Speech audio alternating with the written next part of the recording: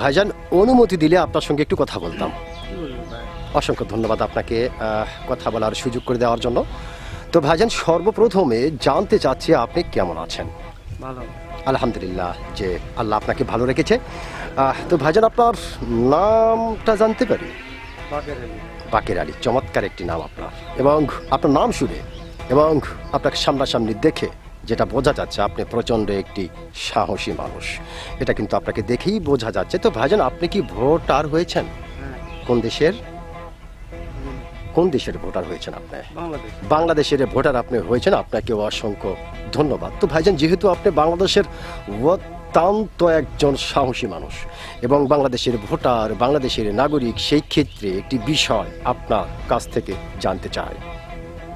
বিষয়টি হলো, এইবার বাংলাদেশের সরকার কে হতে পারে? ভোট না হলে কেমন করে কি বলে ভাই? কোনো আইডিয়া? কিন্তু সম্ভবত বিএনপি আসার সম্ভাবনা তো বেশি দেখা যাচ্ছে।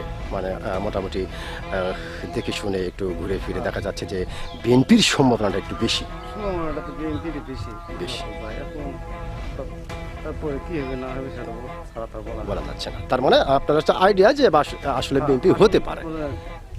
বিএনপিটা আসার সম্ভাবনা বেশি। অসংখ্য ধন্যবাদ আপনাকে। আপনি যে একজন মোটামুটি সাহসী মানুষ, আপনি কিন্তু আপনার সাহসিকতার পরিচয় দিয়েছেন। আপনি খুব সুন্দর করেই বলেছেন যে আসলে ভোট কি হবে না হবে এটা নির্বাচনের পরে দেখা যাবে, কিন্তু সম্ভাবনাটা একটু বিএনপির বেশি। ধন্যবাদ আপনাকে।